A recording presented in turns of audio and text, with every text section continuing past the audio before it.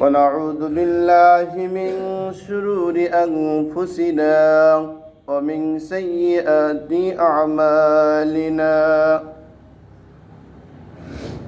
من يهده الله فلا مضل له ومن يضلله فلا هادي له ونشهد أن لا إله إلا الله وحده لا شريك له ونشهد أن سيدنا ومولانا محمدا عبده ورسوله فقد قال الله تعالى في كلامه المجيد والفرقانه الحميد أعوذ بالله من الشيطان الرجيم بسم الله الرحمن الرحيم الحمد لله رب العالمين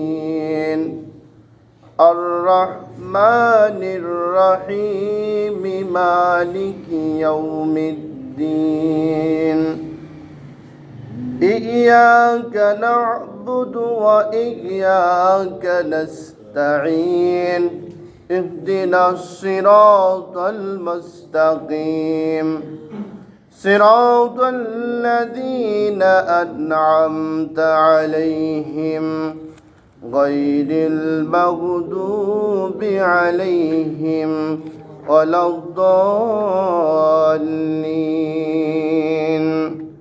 آمين. وقال تعالى إن الله وملائكته يصلون على النبي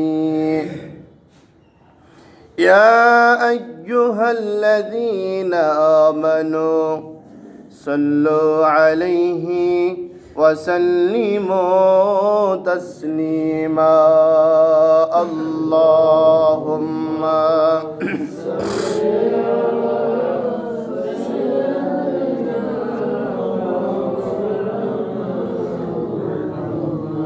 وعلى آل سيدنا مولانا محمد اللهم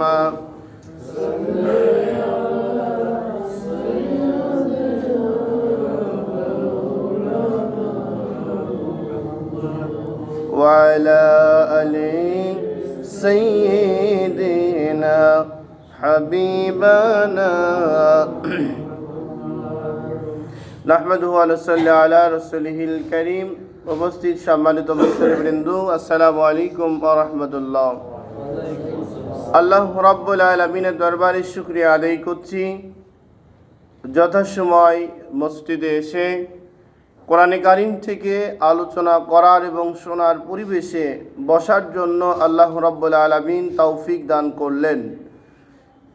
রব্বুল আলামিনের দরবারে শুকরিয়া আদায় করছি, আমরা সকলে বলি আলহামদুলিল্লাহ। আরও শুকরিয়া আদায় করছি যে মহান রব্বুল আলামিন অসংখ্য মানুষদের ভিতর থেকে দয়া করে তার সদিচ্ছায় আমাদের যথাসময় মসজিদে আসার, কোরআনে কারীমের আলোচনা করার এবং শোনার, সেই সাথে আমাদের সমস্ত চিন্তা চেতনাকে দূর করে দিয়ে আল্লাহ রাব্বুল আলামিনের দিকে রুজু করে আমাদের শরীরকে এখন পর্যন্ত সুস্থ রেখেছেন, মন মস্তিষ্ক সুন্দর রেখেছেন। ওই রব্বুল আলামিনের দরবারে আবারও শুকরিয়া আদায় করি, আমরা সকলে বলি আলহামদুলিল্লাহ। আজকের এমন একটি মুহূর্তে আমরা বসেছি যেই সময় সারা পৃথিবীব্যাপী কেমন যেন যত সময় যাচ্ছে তত এলোমেলো হয়ে যাচ্ছে। মানুষ সকল সময়ের জন্য তার বিষয়টা যেটা ভালো লাগে, সুবিধা হয়, তার পক্ষে যায় এমন কিছু সহজ সরল রাস্তা খোঁজার জন্য, চেনার জন্য অতি লালিত হয়ে হারাম হালাল না যাচাই বাছাই করে মানুষগুলা কেমন যেন আল্লাহ থেকে দূরে সরে যাচ্ছে। বাহ্যিক দৃষ্টিকোণ থেকে মনে হচ্ছে চরম আল্লাহর ওলি, বিশাল ইবাদত বন্দিকারী, অথচ ভিতরটা হলো আসলে আল্লাহ রব্বুল আলামিনের পক্ষে কিছুই নাই তার। এই বিষয়টা নিয়ে আমাদের ভাবা দরকার, চিন্তা করা দরকার। সেই দৃষ্টিকোণ থেকে আমাদের সবচেয়ে আপন, আমাদের সবচেয়ে পরিচিত প্রত্যেকটি মানুষ আমরা যেই সূরাটি জানি, সেই সূরাটির নাম হলো সূরাতুল ফাতিহা, আলহামদু সূরা। এখান থেকে দুই একটি আয়াতের কিছু কথা আলোচনা করব ইনশাআল্লাহ। পূর্ণাঙ্গ সূরার আলোচনা করতে সময় লাগবে, এই জন্য আমরা পালাক্রমে এর আলোচনাটা আমরা ধারাবাহিকতাভাবে শুনব এবং বাস্তব জীবনে মানার চেষ্টা করব ইনশাআল্লাহ। আল্লাহ যেন আমাদের তৌফিক দান করে, আমরা বলি আমিন। আল্লাহ রসুল বলছেন, সূরা ফাতিহা কোরআন শরীফের মধ্যে হলো দুইটা সূরা, যেই সূরাটার হলো নাম অন্যত্র থেকে নেওয়া। একটি হলো সূরা ফাতিহা, আরেকটা হলো সূরা ইখলাস। আর প্রত্যেকটি সূরাই তার বিষয় বস্তু থেকে, বাচন ভঙ্গি থেকে, তার ওই সূরার কিছু অংশ দিয়ে আল্লাহ নাম রাখছে। শুধুমাত্র এই দুইটা সূরার ভিতর থেকে এই সূরা ফাতিহা নাই, ইখলাস নাই। এই দুইটাকে আল্লাহ রাব্বুল আলামিন ভিন্ন আকৃতিতে আমাদের দিয়েছেন। আল্লাহ রসুল বলেন, কোনো মানুষ যদি সূরা ফাতিহাটা তার বাস্তব জীবনে আমলের জন্য নেয়, তার পুরা জিন্দেগিটাই হবে কোরআনের পক্ষের। আল্লাহ রসুল আরেকটি বলেন যে কোরআন, সূরা ফাতিহাটা হলো কোরআনের মা। সূরা ফাতিহাটাই একটি মানুষের জীবনের জন্য যথেষ্ট। আর এক জায়গায় বলেন, এই সূরা ফাতিহার অসংখ্য নাম। এত কেন বললেন? এটা বলার মূল কারণ হলো, আমরা যারা লেখাপড়া করছি অনেকেই উচ্চ ক্লাসে উঠলে, বড় ডিগ্রি আনলে, বড় সার্টিফিকেট হয়ে গেলে, বড় বক্তা হয়ে গেলে, বড় ডক্টর হয়ে গেলে পিছনের কথা মনে থাকে না। তো মূল পরিচয়টা হলো তার প্রাইমারি সেকশন, প্রাইমারি স্কুলের জীবনটা হলো তার প্রথম। প্রাইমারি জীবনটা যদি তার না থাকতো, সে হাই স্কুলে উঠতে পারতো না। হাই স্কুলে উঠতে না পারলে কলেজে যেতে পারতো না, ভার্সিটিতে যেতে পারতো না। পালাক্রমে তার শিক্ষার জীবনটা আগানো সম্ভব হতো না। এই জন্য সর্বপ্রথম যেটা দরকার, তার নাম হলো প্রাইমারি শিক্ষা। মানব জীবনের জন্য, জান্নাতে যাওয়ার জন্য, আল্লাহকে চেনার জন্য সর্বপ্রথম যেই শিক্ষাটা দরকার, তার নাম হলো সূরা ফাতিহার শিক্ষা। তার নাম কি বলেন? আমরা অনেকে জানি না। আমরা কিন্তু পারি, কিন্তু জানি না, অর্থগুলা বুঝি না, জানি না। আজকে দেশের মধ্যে মূর্তি পূজা নিয়ে যে দ্বন্দ্ব চলছে, যে আন্দোলন চলছে, এক পক্ষ তার পক্ষে, এক গ্রুপ তার বিরুদ্ধে। মুসলমানরা সকল সময়ের জন্যই তার পক্ষে থাকবে না বিপক্ষে যাবে? বলেন। সকল সময়ের জন্য হলো আমরা মূর্তির বিরুদ্ধেই থাকবো ইনশাআল্লাহ। কেন? আল্লাহ রাব্বুল আলামিনের রসুলকে আল্লাহ প্রশ্ন করেছিলেন, তুমি কি মূর্তি গড়ার জন্য আসছো না ভাঙার জন্য আসছো? রসুল কি বলছিলেন? ভাঙার জন্য আসছি, গড়ার জন্য কিন্তু আসি নাই। তাহলে রসুল সাল্লাল্লাহু আলাইহি সাল্লাম আসছেন হলো গড়ার জন্য না, সেটা হলো কি? ভাঙার জন্য আসছে। আমি আপনি থাকবো কেন? গড়ার জন্য না ভাঙার জন্য? আমরা থাকবো বিরুদ্ধে, ভাঙার জন্য, আমরা গড়ার জন্য আসি নাই। এই জন্য রসুল সাল্লাল্লাহু আলাইহি সাল্লাম তিনি বলেছেন, তাকে প্রশ্ন করেছিলেন, কি হয় না কেন সুইচ দেন দেন, কোন যাইব না, সুইচ বন্ধ আছে। তাহলে সেই বিষয়টি আমি আপনি যখন ভাববো, জানবো, তাহলে একজন মুসলমানের সন্তান কখনোই কিন্তু বাতিলদের পক্ষে যাবে না। মুসলমান সকল সময়ের জন্য থাকবে আল্লাহর পক্ষে। কার পক্ষে থাকবে বলেন? আমি আপনি সকল সময়ের জন্য কার পক্ষে থাকবো? আল্লাহর পক্ষে থাকবো ইনশাআল্লাহ। আল্লাহ যেন আমাদের সকল সময় আল্লাহর পক্ষে রাখেন, আল্লাহর পক্ষে যেন আমাদের কবুল করেন। আমরা সকলে বলে আমিন। এজন্য সূরা ফাতিহা এটা হলো একটি দরখাস্ত, আবেদন, একটি হলো ফরম পূরণ করা। সূরা ফাতিহাটাই একটি মানুষের জীবনের জন্য যথেষ্ট। একটি সূরা ফাতিহায় মানুষকে জান্নাত পর্যন্ত নিয়ে যেতে পারে, আবার এই সূরা ফাতিহাটাই একটি মানুষকে জাহান্নামের পথ দিয়ে চলে যেতে পারে যদি সে অমান্য করে। এই জন্য আমি আমাদের নানান প্রশ্নের মধ্যে আমি মনে করেছি, ভাবছি যে আজকের জন্য আমাদের সূরা ফাতিহার আলোচনাটা আমাদের খুব জরুরি দরকার। এই জন্য আল্লাহ যেন কিছু কথা সেখান থেকে বলার তৌফিক দান করে। আমরা সকলে বলি আমিন। সম্মানিত উপস্থিতি, অনেক সময় আমাদের যখন কেউ জিজ্ঞাসা করে কেমন আছেন, আমরা বলি ইনশাআল্লাহ ভালোই আছি, বলি না? বলেন ইনশাআল্লাহ। বলেন কেন? অনেক মুরব্বীরা বেশি করে বলে ইনশাআল্লাহ। হচ্ছে না? না হওয়ার কারণ এই গোড়া সুইচ কি জ্বলছে?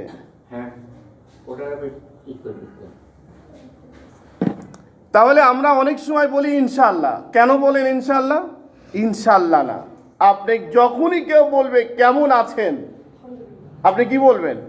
আলহামদুলিল্লাহ, ভালো আছি। কেন আলহামদুলিল্লাহ বলতে হবে? আমি এখন ভালো আছি, সুস্থ আছি। আমার চাইতে পিছনে তাকালে দেখা যায় অনেক মানুষ আরো বিপদগামী। অন্তত আল্লাহ আমাদের সুন্দরভাবে রেখেছেন।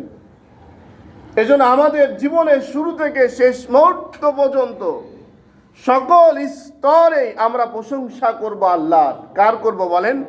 আল্লাহর। আল্লাহ রাব্বুল আলামিন বলেন, শোনো, তুমি কেন প্রশংসা করবে আমার? কেন আমার তুমি গোলামি করবে, দাসত্ব করবে?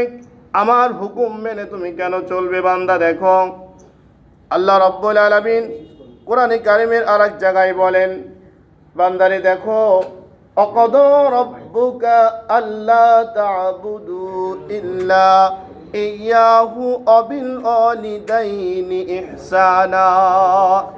আল্লাহ রাব্বুল আলামিন বলেন, বান্দা তুমি আমার ইবাদত বন্দি, গোলামি, আমার দাসত্ব, আমার ইবাদত করার জন্য শুধুমাত্র তোমাকে আমি সৃষ্টি করেছি, অন্য কোনো কারণের জন্য নয়।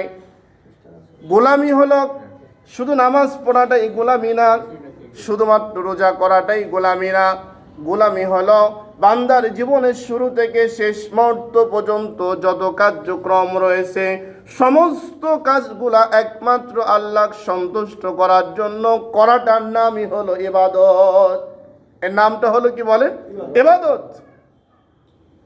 বিশ্ব নবী যখন তার জীবনের শুরুতে দাওয়াত দেওয়া শুরু করলেন, ওই সমাজের মানুষগুলাকে পরিবর্তন করার জন্য যখন নবী কার্যক্রম শুরু করেছিলেন, নবী যে একটা সংগঠন তৈরি করেছিলেন, হিলফুল ফুজুক নামক একটি সংগঠন, তার কার্যক্রম ছিল অসহায় মানুষদেরকে পথ দেখানো, বিপদগ্রস্ত মানুষদেরকে পথ দেখানো, অসুস্থ মানুষ যে সমস্ত সমস্যা, বড় বড় ধরনের সমস্যাগুলো ছিল, সেই সমস্যাগুলোকে সমাধান করার জন্য সমাজের সবচাইতে বিপদগ্রস্ত মানুষদের পাশে দাঁড়াইতেন, মানুষদের মুখের মধ্যে একটু হাসি ফোটানোর জন্য। আমরাও কিন্তু অনেকে করি। কিভাবে করি? রাষ্ট্রীয় পর্যায়ে যেমন করোনার মধ্যে ত্রাণ দেওয়া শুরু হলো, চাউল, গম, অমুক তমুক নানান কিছু দেওয়া হলো। আমরা যে করি না তা না। এই চাউল যখন গরিব মিসকিন অসহায় মানুষকে দেওয়ার জন্য সরকারি তহবিল থেকে দেওয়া হলো, অনেক মেম্বার চেয়ারম্যান অনেক নেতা এই চাউলগুলো আত্মসাৎ করে জেল খাটছে আমাদের দেশে, এর নজিরও দেখা যায়, আছে না বলেন? তাহলে এই মানুষগুলা রসুলের উম্মত দাবি করে কিভাবে? কারণ রসুল আসছিলেন অসহায় মানুষদেরকে পথ দেখানোর জন্য, বিপদগ্রস্ত মানুষদেরকে রাস্তা দেখানোর জন্য। অথচ আমরা রসুলের উম্মত দাবি করি ঠিক, কিন্তু আমাদের নেশার হলো আমার হাতে আসলেই ভালো মন্দ আমার দেখার কোনো সুযোগ নাই, সেটাকে আমার পেটের মধ্যে ঢুকাই দিচ্ছি আমরা। আচ্ছা বলেন, মানুষের মাল আত্মসাৎ করে এবার যদি আপনি বলেন আলহামদুলিল্লাহ, তাহলে কি হবে বলেন? শুকরিয়া আদায় হবে? শুকরিয়া আদায় হবে না। কেউ যদি মনে করেন চুরি করার পরে আলহামদুলিল্লাহ বলল, মদ খাওয়ার পরে আলহামদুলিল্লাহ বলল, হারাম কাজ করে আলহামদুলিল্লাহ বলল, তাহলে কি আলহামদুলিল্লাহ ওই জায়গায় বলা ঠিক হবে? হবে না। কেন? আল্লাহ অবৈধর সাথে আল্লাহ নাই, শয়তানি কাজের সাথে আল্লাহ নয়। আল্লাহ আছে স্বয়ং।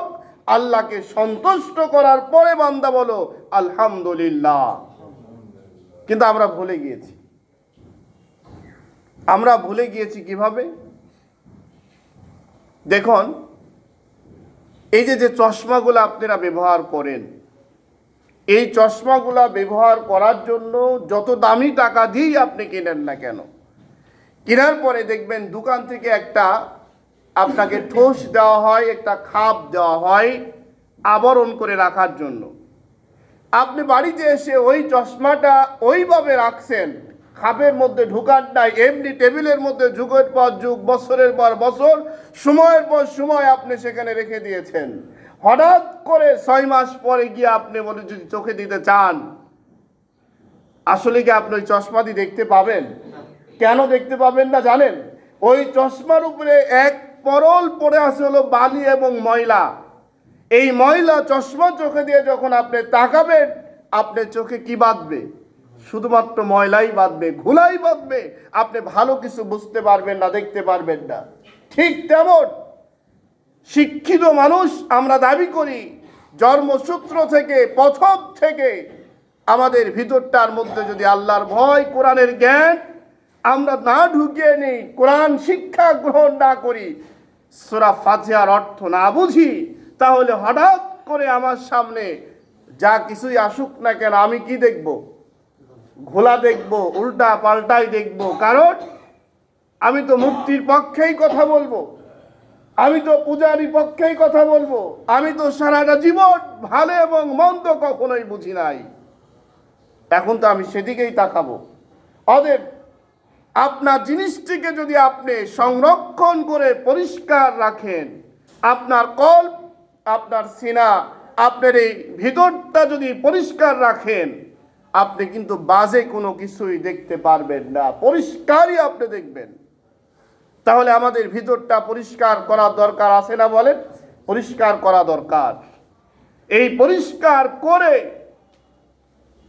আপনি যখন ইবাদত করবেন, আপনি যখন চলবেন, নামাজ পড়বেন, আল্লাহকে ডাকবেন, সারাটা জীবন বসে থাকা লাগবে না। আজকে দেখুন, আগের তুলনায় নামাজের ইবাদত বন্দিকে আমরা কিন্তু বেশি করি এখন। অনেকে মাঝে মাঝে গল্পও করে, আমি রাত্রে তাহাজ্জুদ পড়ি। আমি অনেকে নামাজ শেষ করার পর দেখবেন নানান রকমের আমল শুরু করেছে।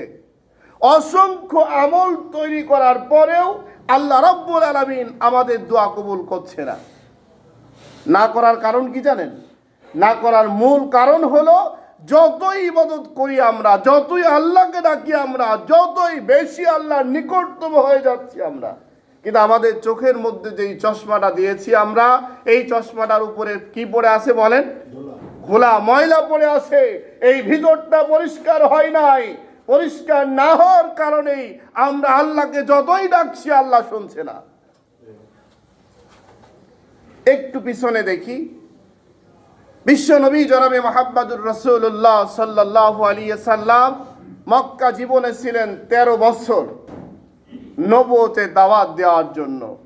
নবী হওয়ার পরে 12 বছর কয়েক মাস ছিলেন মক্কাতে, মোটামুটি 13 বছরের একটি টার্গেট। কত বছর ছিলেন বলেন? এই 13 বছরের মধ্যে ওহী নাজিল হলেন, কোরআনের আয়াত শুরু করলেন, আল্লাহ কোরআন পাঠালেন, কোরআনের আয়াত নাজিল করলেন। এই মক্কা জীবনের এই 13 বছরের মধ্যে আল্লাহ রাব্বুল আলামিন একটি ঈমানদার সম্পর্কে আয়াত নাজিল করেন নাই। না করার পিছনে সে জায়গায় ছিলেন আবু বকর, সে জায়গায় ছিলেন ওমর, সে জায়গায় ছিলেন উসমান, সেই জায়গায় ছিলেন বড় বড় সাহাবী, স্বয়ং আল্লাহ রসুল পর্যন্ত সেখানে ছিলেন, কিন্তু আয়াত নাজিল হলো না। এখন কি আমি বলতে পারি যে কারো ঈমান ছিল না? ঈমান প্রত্যেকের ছিল। ঈমান ছিল না বলতে পারি না, ঈমান ছিল। কিন্তু আল্লাহ রসুল সাল্লাল্লাহু আলাইহি সাল্লাম যখন 13 বছর পরে মক্কা থেকে হিজরত করে মদিনায় চলে গেলেন, তার সমস্ত 13 বছরের প্রচেষ্টা, তার সংগ্রাম, তার এই ফসলটা নিয়ে মদিনায় চলে গেলেন।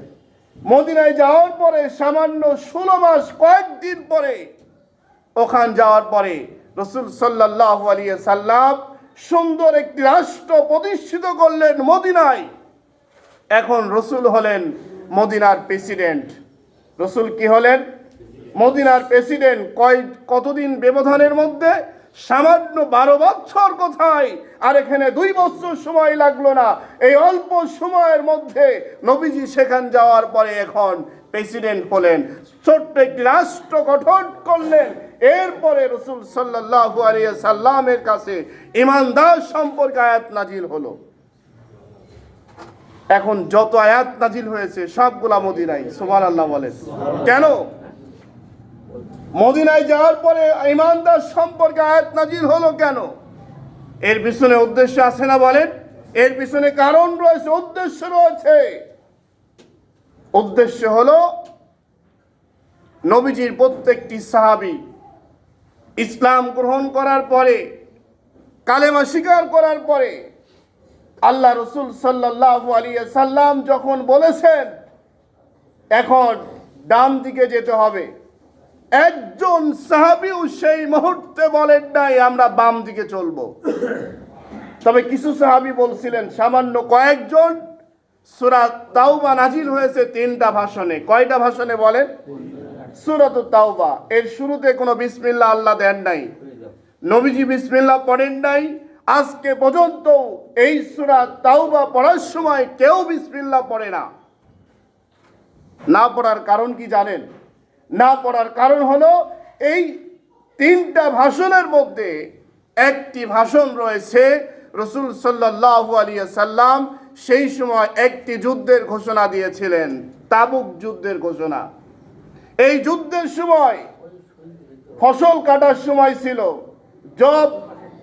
জব পাকছিল। সেই সময় সৌদিতে সবচাইতে বেশি আবাদ হতো জব এবং খেজুর। জব কাটার মৌসুম আর খেজুর পাকছে, খেজুর কাটার মৌসুম। এই দুইটা সমন্বয় হলো এখন রসুল সাল্লাল্লাহু আলাইহি সাল্লাম আল্লাহ সিদ্ধান্ত ব্যতীত কোনো কথা বলতেন না। আল্লাহ যখন যেটা করতে বলতেন সেইটাই বলেছেন। এখন আল্লাহ রসুলকে আল্লাহ বললেন তোমার সাহাবীদের নিয়ে যুদ্ধের ময়দানে ঝাঁপিয়ে পড়ো। নবীজি বসে থাকতে পারেন না, সাহাবীদের অর্ডার করলেন, সাহাবীরা রওনা দিয়ে দিলেন। কিছু সংখ্যক সাহাবী বললেন আরে দেখো কয়দিনই বা লাগবে তার তো ঠিক নাই, এখন যদি আমরা বের হয়ে চলে যাই আমার খেজুরের বাগান কি হবে, আমার জব কি হবে, আমার ফসল কি হবে। এই অনুসরণ করতে গিয়ে তারা 2 থেকে 2.5 দিন সময় বিলম্বন করে ফেলছিল। সেই সময় আল্লাহ রাব্বুল আলামিন তারা যখন বের হলেন যুদ্ধের ময়দানে যাওয়ার সময়, ইতিমধ্যে রসুল সাল্লাল্লাহু আলাইহি সাল্লাম যুদ্ধ থেকে ফিরে আসতেছেন, রাস্তায় দেখা হলো তাদের সঙ্গে। ওই সময় তারা না যাওয়ার কারণে তাদেরকে মুনাফিক হিসাবে ঘোষণা করলেন স্বয়ং রব্বুল আলামিন। তারা হলো কি হলে বলেন? মুনাফিক। আর ওই মুনাফিকরা হলো আল্লাহর কাছে যখন দোয়া করে, আল্লাহ রাব্বুল আলামিন ওই মুনাফিকদের দোয়া কবুল করে না। প্রমাণ হলো সূরা তাওবা। তাহলে আল্লাহ যখন ডান দিকে আমাদের যেতে বলেন, আমরা যদি সেই সময় ডান দিকে না গিয়ে বাম দিকে চলি, তাহলে কি আমাদের আল্লাহর হুকুম মানা হলো? বলেন, আল্লাহর হুকুম মানা হলো না। নামাজি ভাইরা, এই জন্য আল্লাহ রাব্বুল আলামিন বলতেছেন, শোনো, যেখানে আলহামদুলিল্লাহ বলার জায়গা সেখানে আলহামদুলিল্লাহ বলো। তুমি হারাম হালাল জায়েজ না জায়েজ সবগুলা অনুসরণ করতে গিয়ে খালি মুখে তুমি সুবহানাল্লাহ আলহামদুলিল্লাহ সুবহানাল্লাহ আলহামদুলিল্লাহ বললেই আমি আল্লাহ খুশি হব না। আজকে সেই জন্য বর্তমান সমাজ ব্যবস্থার মধ্যে নামাজি সংখ্যা কম না বেশি? বলেন, অনেক বেশি। সাহাবীদের তুলনায়, নবীজিদের তুলনায় বর্তমান মসজিদগুলা টাইলস করা, চাকচিক্য করা, পরিষ্কার পরিচ্ছন্নতা, এরপরেও যেই কার্পেট পাড়া আছে, অনেকেই চায় এর চাইতে আরো নরম কার্পেট যদি হতো, সেজ্জায় যাব, নাকটা পুঁতে যাবে আমার কার্পেটের মধ্যে, এমন কার্পেট না হলে আরাম হয় না। এরকম কিছু লোক চিন্তা চেতনা করে না? বা অনেক জায়গায় এরকম আছে না? বলেন, আছে অনেক জায়গাতে। এত কিছু হওয়ার পরেও সব কিছু পরিপূর্ণতা আছে, নাই হলো ঈমান। নাই হলো কোনটা? বলেন, ঘাটতি হলো ঈমানের, ঘাটতি হলো তাকওয়ার। আল্লাহ যেইভাবে ভয় করা দরকার, আল্লাহর হুকুম যেইভাবে মেনে চলা দরকার, সেইভাবে আমি আপনি মানতে না পারার কারণে স্বয়ং তাহাজ্জুদ পড়ে দোয়া করলেও আল্লাহ দোয়া শুনছে না। এর পিছনে কারণ একটি, সেটা হলো মুনাফিকদের দোয়া আল্লাহ কবুল করে না। মক্কাতে রাসূল সাল্লাল্লাহু আলাইহি সাল্লাম সারাটা জীবন যদি থাকতেন, ঈমানদার সম্পর্কে আল্লাহ আয়াত নাজিল করতেন না। কারণ ঈমানদার হবে তারা, তার জীবন জৈবন অর্থ সম্পদ সব কিছু আল্লাহর জন্য বিলাই দিবে যারা, তারা। কিন্তু আমরা কিন্তু পারি নাই। এজন্য সম্মানিত উপস্থিতি, আমি আপনি নামাজ পড়ব, ইবাদত করব, গোলামি করব, সব কিছু করব, কিন্তু আমার যে কর্ম, আমি কিন্তু জানি আমি অর্থ কামাই করছি কিভাবে, আমি জানি আমি চলছি কিভাবে, আমি জানি কাদের সাথে উঠা বসা করছি, আমি জানি আমার পরিবারকে আমি কিভাবে পরিচালনা করছি। প্রত্যেকটা ব্যক্তি নিজের জন্য নিজের কাঠগড়া তৈরি করুন, যে আমার কাঠগড়ায় আমি দাঁড়িয়ে আমার সমস্ত প্রশ্নগুলো আমি ওপেন করছি। আপনি আয়নার সামনে দাঁড়িয়ে যদি আয়নার দিকে তাকান, আপনার সম্পূর্ণ চেহারাটা আয়না গোপন করবে না ওপেন করবে? ওপেন করবে না। বলেন কেন? আয়নার চরিত্র হলো গোপন করা নয়, ওপেন করে দেওয়া। আল্লাহ রাব্বুল আলামিন বলতেছে, বান্দা, তুমি সমস্ত জীবনকে তোমার বিবেক নামক আয়নার কাছে ওপেন করো, এই জায়গায় বসাও, এই জায়গায় হাজির করো, দেখবে তোমার সমস্ত বিষয়গুলা পরিষ্কার হয়ে যাবে, এরকম গোপন থাকবে না। তখন যেটা তোমার অবৈধ সেটাকে বন্ধ করে দাও, যেটা বৈধ সেটা আটকে ধরো, যেটা সবচাইতে ভালো সেটাকে মজবুত করে গ্রহণ করো। কিছু মানুষ এমন রয়েছে, আবার সম্মানিত উপস্থিতি, আমাদের সমস্যাগুলা বললেই আমরা কিন্তু অসন্তুষ্ট হয়ে যাই।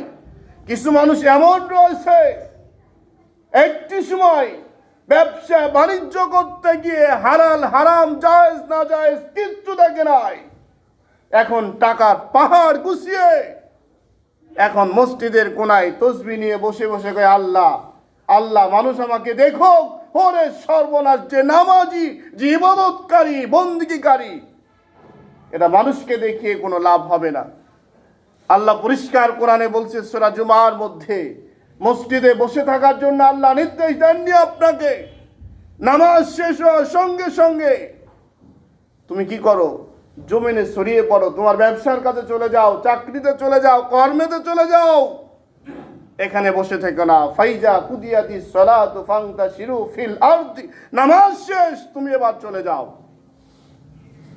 তাহলে আমি এখানেও এখানেও আল্লাহর হুকুমকে অমান্য করে ফেললাম মানুষকে দেখানোর জন্য। সারা জীবন চলেছি একরকম, সারাটা জীবন আল্লাহর হুকুম অমান্য করেছি, যদিও বা আমি মানুষকে একটু সন্তুষ্ট, আল্লাহকে কতটুকু করবো সেটা ভালো জানি আমি নিজেই।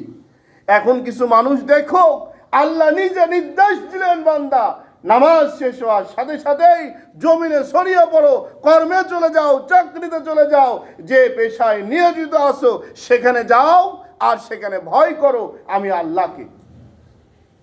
সেখানে ভয় করবেন কাকে?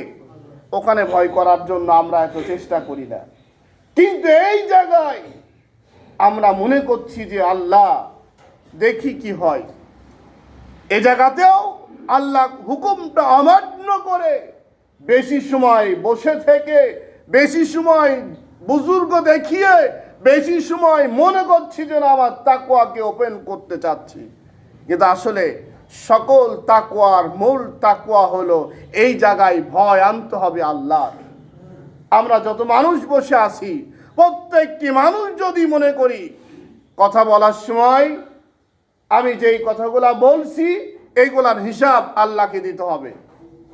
প্রত্যেকটি মানুষ যদি মনে করি আমি যেই লেনদেন করছি এর মধ্যে আমার লেনদেন সম্পর্কে আল্লাহকে হিসাব দিতে হবে। মানুষগুলো যদি মনে করি যারা চাকরি করছি এই চাকরির সময়টা কিভাবে ব্যয় করছি আল্লাহকে হিসাব দিতে হবে। প্রত্যেকটি বিষয় এইভাবে হিসাব দেওয়ার চিন্তা যদি আমার আপনার ভিতরে থেকে থাকে, তাহলে কি আমরা এই সমাজটা পরিবর্তন করতে বেশি সময় লাগবে? বলেন, লাগবে না।